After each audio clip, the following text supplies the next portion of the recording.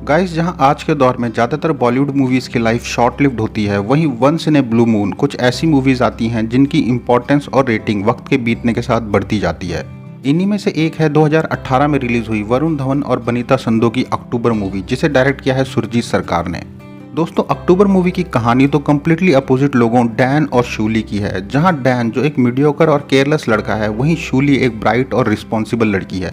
पर गाइस, इस मूवी को देखने से पहले आप लोगों को ये पता होना चाहिए कि ये बॉलीवुड की बाकी मूवीज़ की तरह बिल्कुल नहीं है, जहां ऑडियंस को बस पॉपकॉर्न लेके बैठना होता है और फिल्म की कहानी सीन बाय सीन अपने आप क्लियर होती जाती है। बल्कि इसके एकदम अपोजिट अक्टूबर मूवी के हर सीन में डायरेक्टर ने कोई ना कोई हिडन मीनिंग छुपा रखी है। एग्जाम्पल के लिए आप मूवी के हीरो, हीरोइन और इवन फिल्म के नाम को ही एक बार सोच कर देखें। फिल्म में वरुण धवन का नाम है दानिश, जिसका एक मतलब होता है दयालु, जो बेसिकली डैन के कैरेक्टर की सबसे महत्वपूर्ण विशेषता की तरफ इशारा करता है। और मूवी में हीरोइन का नाम है शूली, जो एक बंगाली नाम है जैस्मिन के नाइट फ्लावर का, जिसके पेड़ को ट्री ऑफ सॉरो भी कहते हैं। शूली फ्लावर की लाइफ बहुत ही छोटी होती है। ये ज़्यादातर अक्टूबर के महीने में हर रात को ब्लॉसम करते हैं, फिर सुबह मुरझाकर गिर जाते हैं, और यहीं से फिल्म का नाम पड़ा अक्टूबर।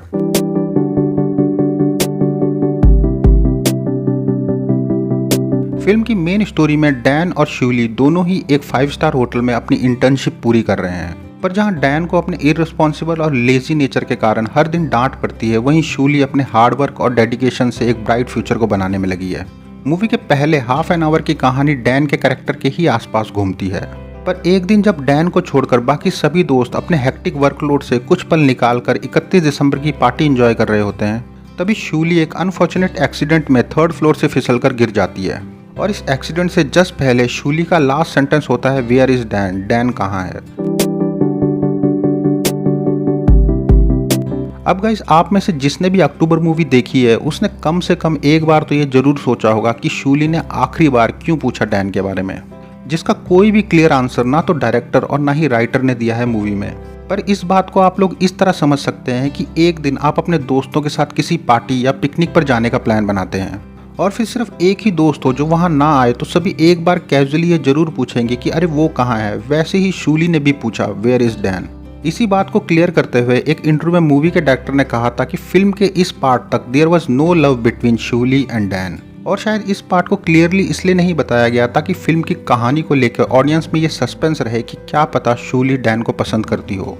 अब शुरुआत में डैन भी इस एक्सीडेंट को ज़्यादा सीरियसली नहीं लेता, पर जब उसका एक दोस्त उसे बताता है कि शूली ने आखिरी बार तुम्हारे बारे में पूछा था, तब डैन भी कंफ्यूज हो जाता है और उसे भी ऑडियंस की तरह ये लगता है कि मे बी शूली उसे पसंद करती होगी। मूवी के इस पार्ट को समझने के लिए आपको डैन के नेचर और बिहेवियर को समझना बहुत ज़रूरी है।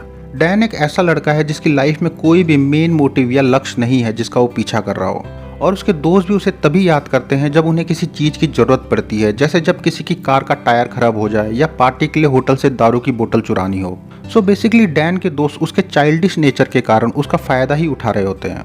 अब जब ऐसे इंसान को एक दिन ये पता चलता है कि किसी ने एक्सीडेंट से पहले उसके बारे में पूछा था, तो उसका सारा फोकस इसी बात पर चला जाता है कि एटलीस्ट किसी की लाइफ में तो मेरी इंपॉर्टेंस है।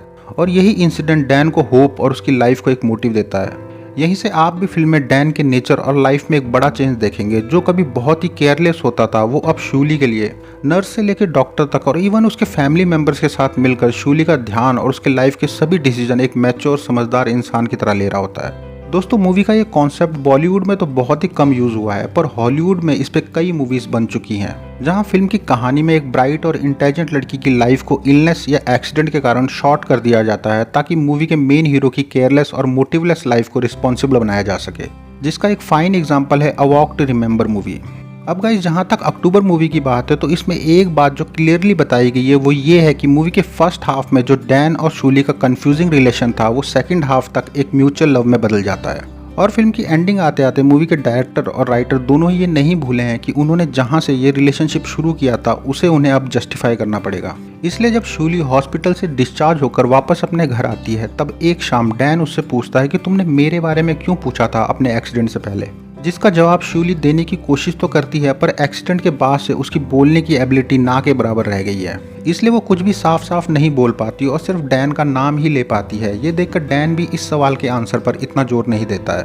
इस सीन को डायरेक्टर और भी कई तरीके से दिखा सकते थे, पर उन्होंने इस सीन के थ्रू ये बताने की कोशिश की जिस कंफ्यूजिंग सवाल वेयर इज डैन से इस रिलेशनशिप की शुरुआत हुई थी, फिल्म की एंडिंग आते आते डैन के शूली के लिए अनकंडीशनल लव के कारण अब इसकी कोई भी इंपॉर्टेंस नहीं रह गई है। क्योंकि जैसे नॉर्मल लाइफ में भी एक टाइम के बाद ये जरूरी नहीं रहता कि आपकी स्टोरी या रिलेशन शुरू कैसे हुआ, बल्कि इम्पोर्टेंट ये है कि आपकी कहानी की जर्नी और एंड कैसा था। सो गाइज, अब फिल्म की एंडिंग में जहां शूली इस एक्सीडेंट के कारण लाइफ की बैटल हार जाती है, वहीं उसकी फैमिली भी इस शहर को छोड़कर अपने पुराने घर में शिफ्ट हो रही है। और इन्हीं सब के बीच डैन शूली के प्लान्स को निशानी के तौर पर अपने पास रख लेता है।